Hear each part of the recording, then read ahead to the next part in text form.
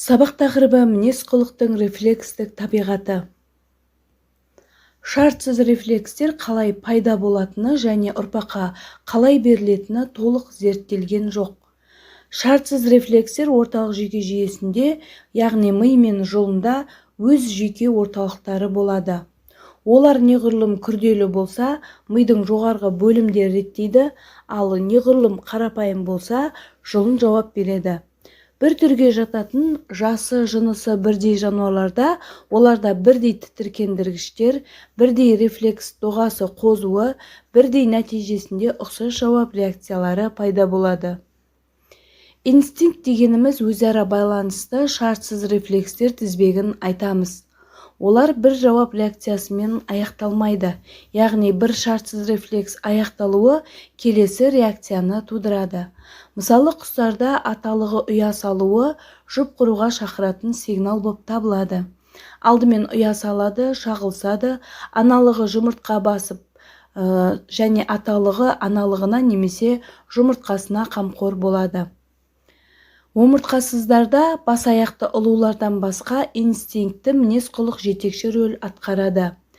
Мысалы, геометриялық тұрғыда дұрыс каре жасау кейбір зерттеушілерді араларды ақылды деп ойлады.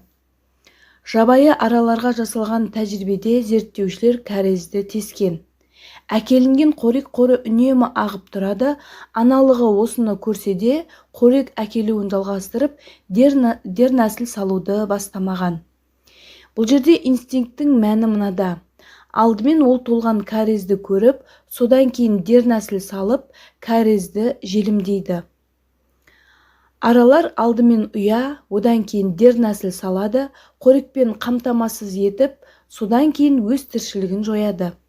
Шыққан дернәсіл ата-анасын көрмесе де, ересек түрде айналған кезде сол іс-әрекетті дәлме-дәл қайталайды екен.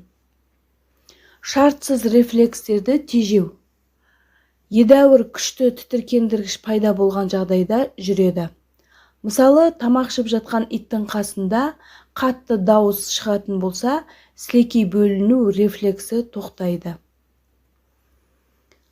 Шартты рефлекстің қалыптасқан физиологиялық механизмі толық зерттеліп дәлелденген. Шартсыз тітіркенгішке, яғни жарық немесе қоңырау сілекей бөлінуді тудырмайды.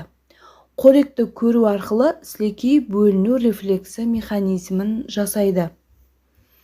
Үлкен ми сыңары қыртысында жүйке орталықтарында шартты және шартсыз тітіркенгіштен пайда болатын импульстер бір-бірінің қозуын күшейтіп, синхронды түрде қоза алады. Егер бірнеше рет қайталаса, онда автоматты түрде қозу жүреді.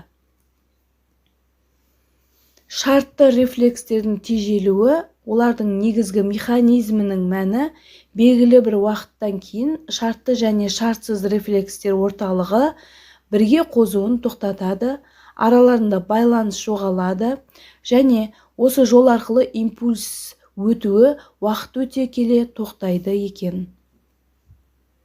Енді оқу тапсырмасы. Ұғымдар мен анықтамаларды сәйкестендіріңіздер. Екінші тапсырма. Генетикалық мінез-құлық және инстинкт туралы сипаттама жазыңыздар. Сіздермен болған мен Рауа Болатбекқызы, келесі кездескенше.